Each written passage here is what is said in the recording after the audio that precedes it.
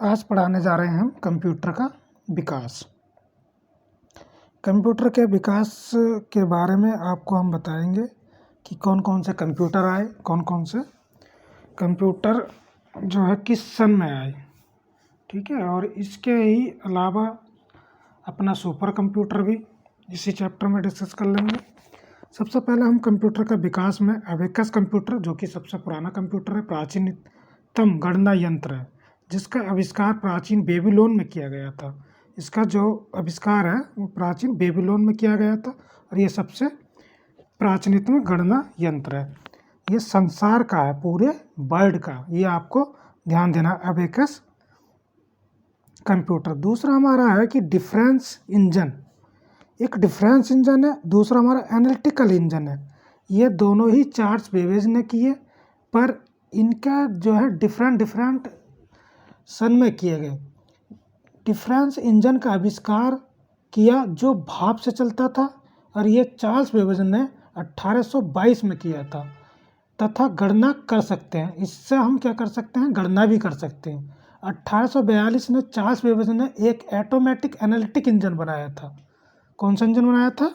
Analytic, जो कि एक ऑटोमेटिक इंजन था, ठीक है। ये आपको ध्यान देना है। डिफरेंस इंजन और एनालिटिकल इंजन दोनों ही किसने बनाए थे? चार्ल्स बेबेज ने। पहला जो बनाया था डिफरेंस वाला 1822 में, और हमारा एनालिटिक 1842 में। ये आपको ध्यान रखना है, आपको नोट कर लेना। आप कॉपी पेन लेकर ये नोट्स बना सकते हैं, बहुत ही इंपॉर्टेंट है। कंप्यूटर ज़्यादा इधर उधर से नहीं आएगा, जितना आप पढ़ा रहे हैं हम उतना ही। अब अगर नोट कर लें, अच्छे से पढ़ लें, अगर हमें टाइम मिलेगा तो आपको प्रैक्टिस सेट कराएंगे, उसमें और आपको पूरी जानकारी दे दी जाएगी। और हमारा दूसरा क्वेश्चन यहीं से क्रिएट होगा कि जनक फादर ऑफ मॉडर्न कंप्यूटर का किसे कहा जाता है? ये भी चार्ल्स बेबेज को कहा जाता है। कंप्यूटर का जनक किसे माना जाता है? चार्ल्स बेबेज को। ये आपको ध्यान रखना है। अब हम IBM की कौन सी company? IBM, international business machine. ये आपको फुल फॉर्म भी याद करनी है। इसने इसका आविष्कार किया, और एक जो आपके वैज्ञानिक हैं हार्वर्ड आइकन, विश्व के इस प्रथम पूर्ण ऑटोमेटिक विद्युत यांत्रिक गणना यंत्र का आविष्कार किया। ये आपको ध्यान रखना। मार्क 1 IBM कंपनी के द्वारा, वैज्ञानिक का नाम आपको दे रखा हार्वर्ड आइकन। तीसरा अपना है ABC, Atanasoff Berry computer. ये 1939 में एटनसॉफ और क्लिफ वॉडबेरी नामक वैज्ञानिक ने मिलकर संसार के इस पहले इलेक्ट्रॉनिक डिजिटल कंप्यूटर का आविष्कार किया। ये कौन सा? ABC। ये हमारा मार्क 1 है। ये आपको ये सब नोट करते रहिए आप। अब आता है हमारा मोस्ट इम्पोर्टेंट क्वेश्चन, और कंप्यूटर ENIAC। कौन सा? ENIAC। इसकी जो फुल फॉर्म है electronics numerical integrator and calculator. ये वेरी इंपॉर्टेंट है, ये परीक्षा में आती रहती है, इसको आपको याद करना है। प्रथम पूर्ण इलेक्ट्रॉनिक्स कंप्यूटर का, जिसका आविष्कार अमेरिका के JP अकर्ट तथा जॉन मंचुली ने किया था। दोनों ही क्वेश्चन बनेंगे। सबसे पहला इलेक्ट्रॉनिक्स कंप्यूटर कौन सा है? वो है ENIAC कंप्यूटर है। इसका आविष्कार किसने किया? JP अकर्ट तथा जॉन मूचली ने किया। आपके दो क्वेश्चन यहाँ से बनते हैं। सबसे पहला इलेक्ट्रॉनिक्स कंप्यूटर कौन सा है? ENIAC है। प्रथम इलेक्ट्रॉनिक्स कंप्यूटर ENIAC है, और किसने आविष्कार किया? JP अकर्ट तथा जॉन मैचुली ने। अब आता हमारा नेक्स्ट कंप्यूटर यूनिवेक। कौन सा है? यूनिवेक। इसकी जो फुल फॉर्म है यूनिवर्सल ऑटोमेटिक कंप्यूटर है। यह प्रथम कंप्यूटर था जिसका उपयोग व्यापारिक और अन्य सामान्य कार्यों के लिए किया गया। इसका विकास 1954 में जनरल इलेक्ट्रिक कॉर्पोरेशन कंपनी ने किया। यह हमारा क्या था? एक पूर्ण इलेक्ट्रॉनिक्स कंप्यूटर था।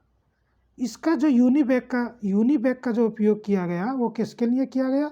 ये आपको ध्यान रखना। इसका उपयोग जो है कॉमर्शियल एंड अन्य सामान्य कार्यों के लिए किया गया। उपयोग व्यापारिक एंड अन्य सामान, मतलब कॉमर्शियल के लिए यूनिवेक का हमने प्रयोग किया। किस कंपनी द्वारा है ये? General electric corporation. कब? 1954 में। ये याद रखना। एनिएक हो गया, यूनिवेक हो गया, मार्क 1 हो गया। ये हमारे इम्पोर्टेंट क्वेश्चन है और ये कंप्यूटर भी। अब आता है एप्पल सेकंड। ये 1977 में इस प्रथम व्यावसायिक माइक्रो कंप्यूटर का निर्माण हुआ। माइक्रो कंप्यूटर का निर्माण इसलिए संभव हो सका कि 1970 में ही इंटेल कंपनी के प्रथम माइक्रो प्रोसेसर इंटेल 400 के निर्माण ने माइक्रो कंप्यूटर के निर्माण के क्षेत्र में क्रांति ली।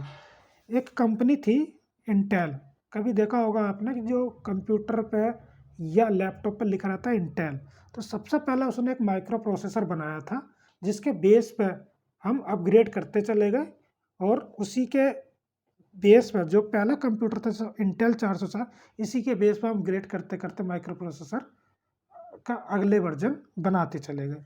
पर जो बेस था वो था इंटेल 404।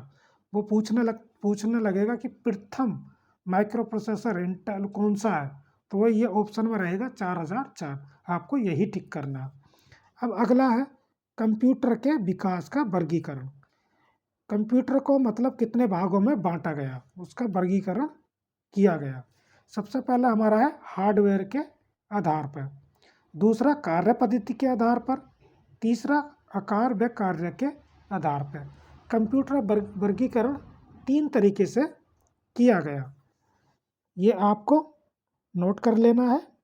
हार्डवेयर के आधार पर, कार्य पद्धति के आधार पर, आकार एवं कार्य के आधार पर। अब हम बता रहे हैं सबसे पहला जो है कंप्यूटर जो हम बता रहे हैं कंप्यूटर की पीढ़ियाँ, ये है हमारा हार्डवेयर के आधार पर। सबसे पहला क्या है कि कंप्यूटर की जो जनरेशन है वो 5 जनरेशन है, 5 जनरेशन में डिवाइड किया गया, first, second, third, fourth, fifth generation. उसमें ये बताया गया कि कौन सी लैंग्वेज कब बनी, कौन सा कंप्यूटर किस सन में आया, कौन सी जनरेशन में आया, कौन सी टेक्नोलॉजी यूज हुई, ये आपको पूरा जानकारी हम दे रहे हैं। और ये बहुत इम्पोर्टेंट है परीक्षाओं के लिए। वो जनरेशन पूछ लेता है कि सी कब आई, कोबाल कब आई, फोर्ट्रेन कब आई, तो ये आपको यहाँ से पूरा चार्ट अपना लिख लेना है, बार बार याद कर लेना है, क्योंकि एक ना एक क्वेश्चन किसी परीक्षा में जरूर आएगा। सबसे पहली जो है फर्स्ट जनरेशन कंप्यूटर की, वो आई थी 1942 से लेके 1955 की। यह फर्स्ट जनरेशन, प्रथम पीढ़ी।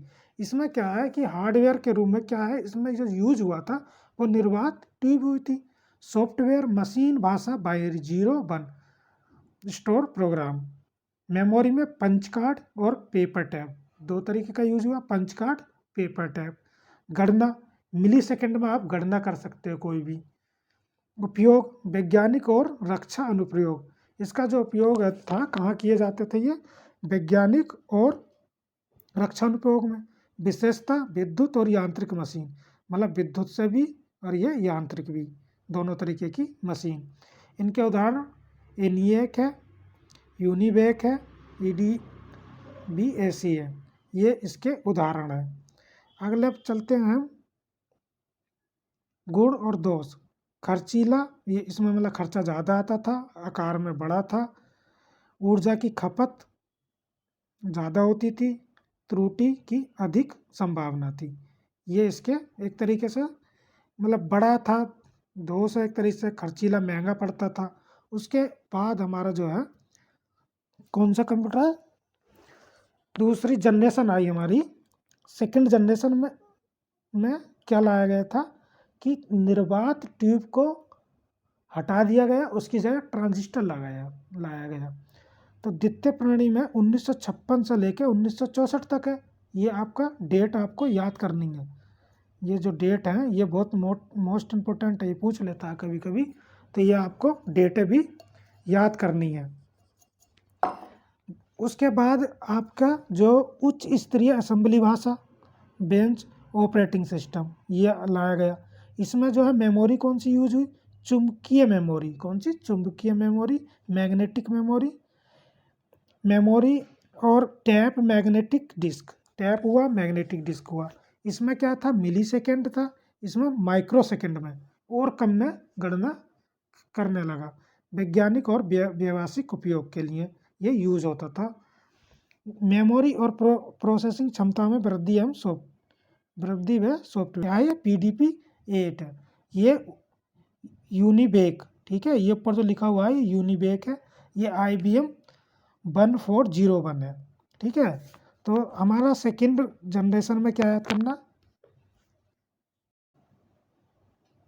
हमको सेकंड जनरेशन में डेट, कौन सा यूज हुआ, ट्रांजिस्टर हुआ, कौन सी भाषा यूज हुई, कौन सी मेमोरी आ गई, पंच कार्ड पेपर टैप से चुंबकीय मेमोरी आ गई थी इसमें, ये आपको ध्यान देना पड़ेगा, ठीक है। ये आपको पूरी ये चीज़ें ध्यान देनी है। अब आता हमारा, चलते हैं हम अगले पर, हमारा जो थर्ड जनरेशन है, थर्ड जनरेशन में बहुत इम्पोर्टेंट है कि इसमें क्या आया था, इसमें आपकी IC आ गई थी, इंटीग्रेटेड सर्किट, क्या आ गई थी, इंटीग्रेटेड सर्किट। जो तृतीय श्रेणी की जो सन है 1965 से 1975 है, एक तरीके से 10-10 साल का है, आपको याद करने में भी आसानी हो जाएगी, ठीक है। पहला वाला आपका 1942 से 55 है, उसके बाद 56 से 64 है दूसरी, तीसरी कौन आ गई अपनी 1965 से 1975 में। इसमें क्या है कि ट्रांजिस्टर को रिप्लेस कर दिया गया, उसकी जगह क्या आया, इंटीग्रेटेड सर्किट, IC आ गई, SSI आ गई, MSI आ गई। अपनी भाषाएं, उच्च स्तरीय भाषा का प्रयोग, मानकीकरण, टाइम शेयरिंग ऑपरेटिंग सिस्टम आया, इसमें भी चुंबकीय भंडार क्षमता में वृद्धि हो गई, ठीक है। मैग्नेटिक स्टोरेज आ गई थी आपकी सेकंड में, और इसमें क्या और बढ़ा दिया गया, उसमें आपका क्या था कि माइक्रो सेकंड में, इसमें नैनो सेकंड में आ गया।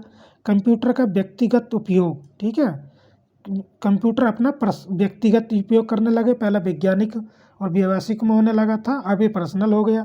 हार्डवेयर की अलग अलग बिक्री, बोर्ड व मॉनिटर का प्रयोग, इसमें आपका जो है IBM 360 और PDP-11, ठीक है, इसमें PDP-11 आ गया। सेकेंड जनरेशन में PDP-8 था, ये आपको ध्यान देना, ये क्वेश्चन आ जाता है कभी कभी, PDP-8 और PDP-11 में। इसमें क्या अपेक्षाकृत तीव्र, छोटे और सस्ते उपयोग में आसान, क्या है कि अब एक तो इसकी स्पीड फास्ट हो गई, और छोटे वर्जन जो है छोटा हो गया, मतलब साइज में छोटा हो गया, और ये सस्ते मिलने लगे, तो ये इसकी खासियत हो गई। दूसरा हमारा है फोर्थ जनरेशन, कौन सा है, फोर्थ जनरेशन, इसका 1967 से लेके 1989 तक। अब इसमें क्या था कि पहले हमारा IC आ गई थर्ड में, इसमें फोर्थ में माइक्रो प्रोसेसर आ गया, VLSI आ गई, कंप्यूटर नेटवर्क का विकास पर्सनल कंप्यूटर के लिए होने लगा, ठीक है, इसमें माइक्रो प्रोसेसर आ गया। सबसे जो मोस्ट इम्पोर्टेंट है, आपको क्या ध्यान देना, माइक्रो प्रोसेसर। थर्ड में क्या है, IC है। इसमें ग्राफिकल यूजर इंटरफेस, यूनिक्स आ गई, C भाषा, वो पूछता C भाषा किस में आई, फोर्थ जनरेशन में, C भाषा पर्सनल कंप्यूटर के लिए ऑपरेटिंग सिस्टम, ठीक है। इसमें क्या था कि उसमें मैग्नेटिक स्टोरेज, जो मेमोरी थी वो मैग्नेटिक स्टोरेज के रूप में होता था, इसमें सेमीकंडक्टर मेमोरी आ गई, कौन सी मेमोरी आ गई, सेमीकंडक्टर। उसमें आपका होता था थर्ड में, नैनो सेकेंड में, इसमें आ गया पिको सेकेंड, और कम में आ गया, ठीक है। कंप्यूटर का व्यावसायिक उत्पादन, व्यक्तिगत, दोनों में वृद्धि होने लगी, पर्सनल भी करने लगे, कॉमर्शियल भी करने लगे हम यूज कंप्यूटर का, इसमें वृद्धि हुई। एक साथ कई कार्य करने की क्षमता, इसमें क्या है कि एक ही कंप्यूटर है, आप उसकी विंडो खोल खोल के कई कम काम कर सकते हैं, या कंप्यूटर से भी कई कई विभाग के, एक ही कंप्यूटर से कई विभाग के काम भी कर सकते हैं। इसके लिए आपका ये जो है IBM PC, XT एप्पल और PCI है, एप्पल PC है। इसमें क्या है कि अपेक्षाकृत सस्ता व तीव्र, उच्च क्षमता युक्त उपयोग आसान। इसमें क्या है कि जब ये फोर्थ जनरेशन आई तो क्या है, एक तो साइज छोटा हुआ, ठीक है, स्पीड बढ़ गई, और जो आप यूज कर रहे हैं और उसमें आसानी होती चली गई। अब हमारा जो है आता है फिफ्थ जनरेशन, ठीक है। फिफ्थ जनरेशन में क्या हुआ कि चौथे में माइक्रो प्रोसेसर था, पहले हम डेट देखते हैं, ये 1990 से अब तक, ठीक है, किसी में जो है 1989 भी है, पर ये आप डेट याद कर लीजिए, 1990 से अब तक जो कोच चल रही है वो चल रही है हमारी फिफ्थ जनरेशन। इसमें क्या है, ULSI आ गई, ultra large scale integration, SLS आ गया, नोटबुक, लैपटॉप, इंटरनेट का विकास, ठीक है, ये आपका आ गया। फिर इसमें इंटरनेट आ गया, मल्टीमीडिया, सॉफ्टवेयर, पैरेलल प्रोसेसिंग होने लगी। पैरेलल मतलब एक साथ ही प्रोसेसिंग होने लगी। फिर ऑप्टिकल डिस्क, इसमें क्या हुआ, जो स्टोरेज क्षमता थी उसमें सेमीकंडक्टर था, अब इसमें आ गई ऑप्टिकल डिस्क, वर्चुअल मेमोरी आ गई, विशाल भंडार क्षमता। मतलब इस अब क्या है कि आप काफ़ी डेटा अपना सेव कर सकते हैं। धीरे धीरे धीरे मेमोरी बढ़ती चली गई, ठीक है, हार्डवेयर बढ़ते चले गए, सॉफ्टवेयर बढ़ते चले गए, जो लैंग्वेज थी उनका विकास होता चला गया, साइज कंप्यूटर का छोटा होता गया, ठीक है, जैसे जैसे आप जनरेशन में बढ़ रहे हैं साइज छोटा होता गया, स्पीड बढ़ती चली गई है, ठीक है, सस्ते होने लगे हैं और उपयोग करने में आसानी होने लगी। ये आपको ध्यान देना है, डेट ध्यान देनी है। इसके हम एग्जांपल देख लेते हैं। IBM नोट, दूसरा IBM नोटबुक है, पेंटिनियम PC है और सुपर कंप्यूटर, ठीक है। सुपर कंप्यूटर किसमें, 5th जनरेशन में। ये अति छोटे और अति तीव्र, मतलब साइज में छोटे हो गए, स्पीड फास्ट हो गई। ये हमारे हो गई हार्डवेयर के आधार पर, ठीक है। 5 पीढ़ी हो गई, 5 की डेट याद रखनी है। आपको ये ध्यान रखना है कि निर्वात ट्यूब 1st जनरेशन में, ट्रांजिस्टर 2nd जनरेशन में, IC 3rd में, माइक्रो प्रोसेसर 4th में और ULSI आपका 5th में आर्टिफिशियल इंटेलिजेंस भी बोलते हैं, कहीं कहीं आता आर्टिफिशियल इंटेलिजेंस, वो है 5th जनरेशन, ठीक है। ये आपको ध्यान रखना है। अब हम चलते हैं आगे। हमने क्या देख लिया, वर्गीकरण देख लिया, ठीक है। अब हार्डवेयर के आधार पर देखा था, अब क्या कार्य पद्धति के आधार पर हम वर्गीकरण देखेंगे। इसमें क्या है कि वर्गीकरण में एक है एनालॉग कंप्यूटर, हमारा कौन सा है, एनालॉग कंप्यूटर। इसमें एनालॉग कंप्यूटर और दूसरा है अंकीय कंप्यूटर, ठीक है। तीसरा हमारा आएगा हार्डवेयर कंप्यूटर, चौथा आएगा प्रकाशीय कंप्यूटर, 5वां आएगा एटॉमिक कंप्यूटर। ये हमारे किस पे है, कार्य पद्धति के आधार पर। अब हम पढ़ने जा रहे हैं एनालॉग कंप्यूटर। एनालॉग शब्द का अर्थ है 2 राशियों में अनुरूपता। एनालॉग कंप्यूटर में किसी भी भौतिक राशि को इलेक्ट्रॉनिक परिपथों की सहायता से विद्युत संकेतों में परिवर्तित किया जा सकता है। जिस प्रकार अंकीय कंप्यूटर राशियों को गिनकर कार्य करता है, उसी प्रकार एनालॉग कंप्यूटर विद्युत स्पंदों को मापकर अपना कार्य करता है। इस प्रकार के कंप्यूटर की गति अधिकतम धीमी होती है। अब इस प्रकार के कंप्यूटर प्रचलित नहीं है क्योंकि इनकी जो गति है वो धीमी है। इसके बाद जो आता है हमारा वो होता है डिजिटल कंप्यूटर या अंकीय कंप्यूटर कहते हैं। ये कंप्यूटर सभी प्रकार की सूचनाओं को द्विधारी मतलब बाइनरी सिस्टम में बदलकर अपना कार्य करते हैं। इनकी गति तीव्र होती है। वर्तमान में कंप्यूटर का अभिप्राय अंकीय कंप्यूटर से ही है, ठीक है। डिजिटल कंप्यूटर का प्रयोग आजकल ज़्यादा हो रहा। ये क्या कि आप भी कोई भी सूचना दे रहे हैं, ये अपने को बाइनरी में समझता है, बाइनरी में कन्वर्ट कर लेता है। बाइनरी का अर्थात 0 और 1 में, उसी को कंप्यूटर समझता है। कंप्यूटर 0 1 को बाइनरी ही सिस्टम समझता है। तीसरा आता है हमारा हार्डवेयर कंप्यूटर क्या है कि जो एनालॉग है और डिजिटल का दोनों का मिक्सर है, उसको बोल दिया हाइब्रिड कंप्यूटर, ठीक है। एनालॉग और डिजिटल दोनों कंप्यूटर की विशेषता इसमें शामिल है। इसमें क्या है कि गणना और प्रोसेसिंग के लिए हम डिजिटल रूप में, इनपुट तथा आउटपुट में एनालॉग रूप में इस्तेमाल करते हैं। हाइब्रिड, कभी कभी क्वेश्चन आ जाता है हाइब्रिड क्या है। हाइब्रिड क्या है कि एनालॉग और डिजिटल कंप्यूटर की विशेषता को शामिल किया गया है, मतलब दोनों का मिक्स है। उसमें क्या एनालॉग डिजिटल को मिक्स करके हाइब्रिड कंप्यूटर बनाया गया। चौथा कंप्यूटर हमारा प्रकाशीय कंप्यूटर या ऑप्टिकल कंप्यूटर। 5वीं पीढ़ी के कंप्यूटर के रूप में इस प्रकार के कंप्यूटर बनाए जा रहे हैं। जो आपकी 5th जनरेशन है उसमें कौन से ऑप्टिकल कंप्यूटर बनाए जा रहे हैं, ये आपको ध्यान देना। एक अवयव को दूसरे से जोड़ने का कार्य ऑप्टिकल फाइबर के तारों से किया जाता है तथा इसकी गणना करने वाले अवयव प्रकाशीय पद्धति पर बनाए गए, ठीक है। जो ऑप्टिकल कंप्यूटर है इसका जो किस पर कार्य कर रहा है, ये ऑप्टिकल फाइबर पे, ये ध्यान देना, ठीक है। किस पे कार्य कर रहा है, ये ऑप्टिकल फाइबर पे कर रहा है। इसी को इसी से जोड़ दिया जाता है ऑप्टिकल फाइबर के द्वारा। ये आपका एटॉमिक कंप्यूटर है।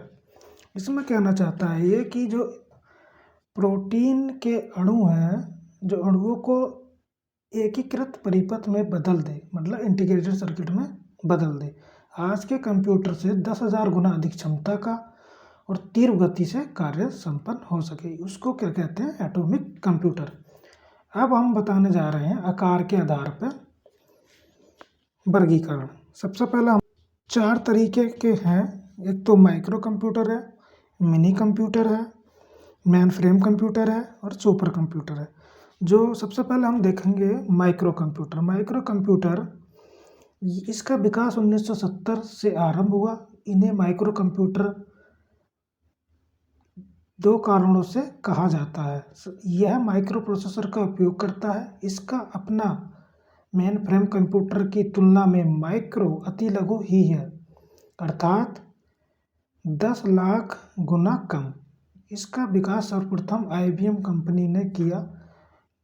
घरों में उपयोग किए जाने वाले computer, personal computer, laptop micro computer ही हैं। कहने का मतलब यह है कि इसका विकास कब हुआ? 1970 में हुआ। माइक्रो कंप्यूटर के 2 कारणों से कहा जाता है, मतलब माइक्रो कंप्यूटर 2 कारणों से कहा जाता।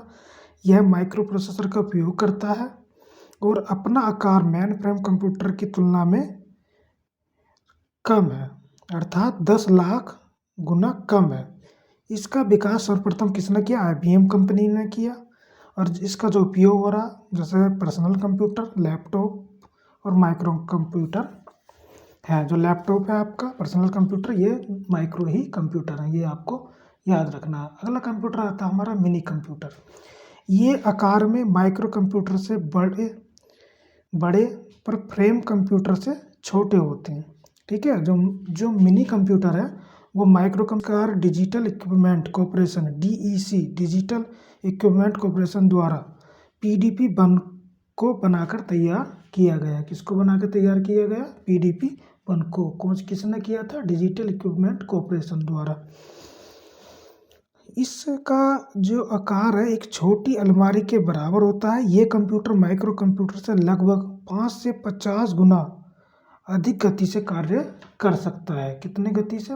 5 से 50 गुना अधिक कार्य कर सकता है। इसका डेटा ट्रांसफर दर 4 लाख बाइट प्रति सेकंड होती है। ठीक है। ये आपको मिनी कंप्यूटर की डेफिनेशन होगी। मेन फ्रेम कंप्यूटर जो हमारा आता है वो है तीसरे टाइप का कंप्यूटर। मेन फ्रेम कंप्यूटर क्या है? सुपर कंप्यूटर को छोड़कर विशाल आकार वाले सभी कंप्यूटर को मेन फ्रेम कंप्यूटर कहते हैं। इनमें से कई माइक्रो प्रोसेसर लगे होते हैं। ये सामान्यतः 32 या 64 बिट माइक्रो प्रोसेसर का प्रयोग करते हैं। इस पर एक से अधिक लोग एक साथ कार्य कर सकते हैं। इसकी गणना तीव्र होती है और इसका संग्रह क्षमता, मतलब स्टोरेज क्षमता भी अधिक होती है। मतलब इसकी स्पीड और जो स्टोरेज है वो बहुत ज़्यादा होती है। IBM 360 यानी एक 4th मेन फ्रेम कंप्यूटर ही थे। ठीक है। जो मेन फ्रेम कंप्यूटर है वो सुपर कंप्यूटर को छोड़कर जो उसका विशाल आकार है, बाकी ये लगभग जो है मेन फ्रेम कंप्यूटर ही कहलाते हैं। ये इसकी जो बिट होती है वो 64 या 32 बिट में रहता है और इसकी स्पीड फास्ट रहती है और स्टोरेज भी बहुत होती है। ठीक है, ज़्यादा होती है। अब सुपर कंप्यूटर क्या है? सुपर कंप्यूटर हमारा चौथा है। आधुनिक परिभाषा के अनुसार कंप्यूटर जिसकी कार्य करने की क्षमता 500 मेगा फ्लोटिंग पॉइंट ऑपरेशन पर सेकेंड फ्लॉप्स, ठीक है, तथा स्मृति 52 मेगा बाइट से अधिक हो सुपर कंप्यूटर कहते हैं। ठीक है।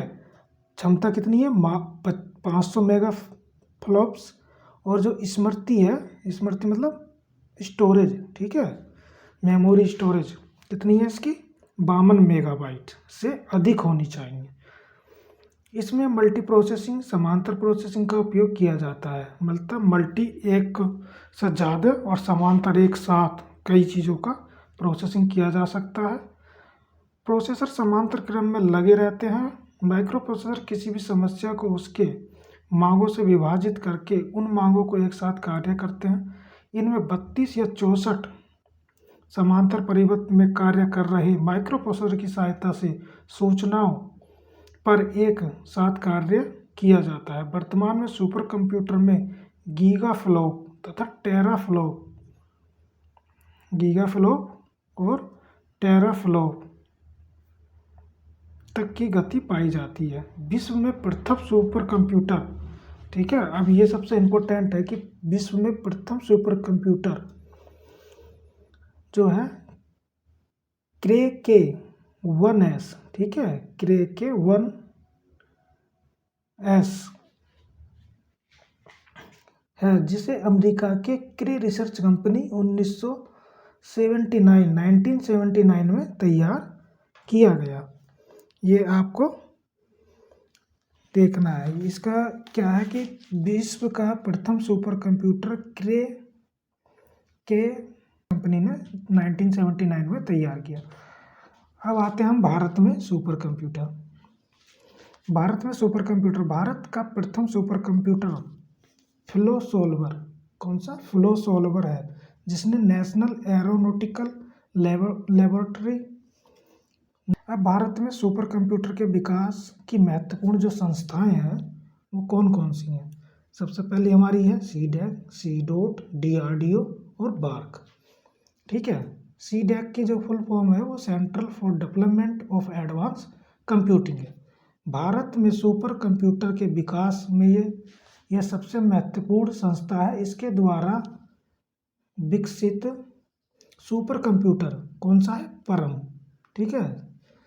भारत में सुपर कंप्यूटर के विकास में सबसे महत्वपूर्ण संस्था है ये, ठीक है, सुपर कंप्यूटर के बारे में। और इसने जो विकसित किया था वो सबसे पहला है परम, ठीक है। दूसरा टेराफ्लॉप गणना क्षमता है, इसकी जो है 10,000 परम पद टेराफ्लॉप गणना क्षमता है। परम अनंत, परम युवा आदि। साथ ही सुपर कंप्यूटर के नेटवर्क हेतु परमनेट सेकंड का विकास हुआ, सीडैक ने ही किया। किसने किया? परमनेट सेकंड का विकास किसने किया? सीडैक ने किया। अब सी डॉट के बारे में बात कर लेते हैं।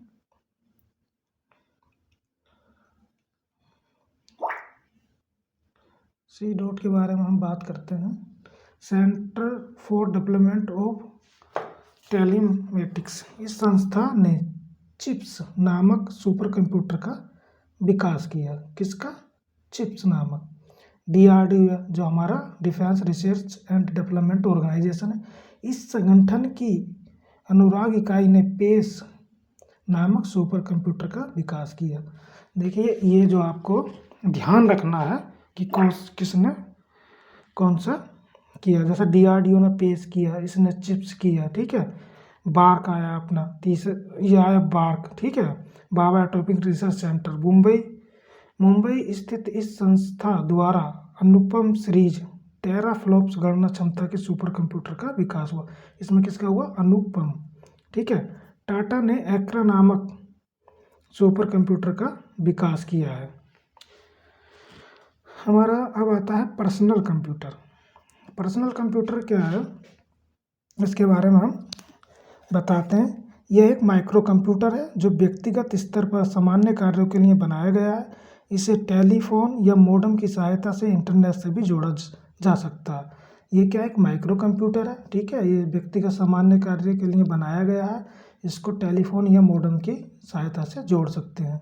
प्रमुख पीसी निर्माता कंपनी जैसे IBM है, लेनोवो है, एप्पल है, कॉम्पैक है, HP है, ठीक है, जेनिथ है, HCL है आदि। पर्सनल कंप्यूटर का विकास 1981 में हुआ। वर्तमान पीढ़ी के सभी पर्सनल कंप्यूटर को PC-80 personal computer advance technology का नाम दिया गया है।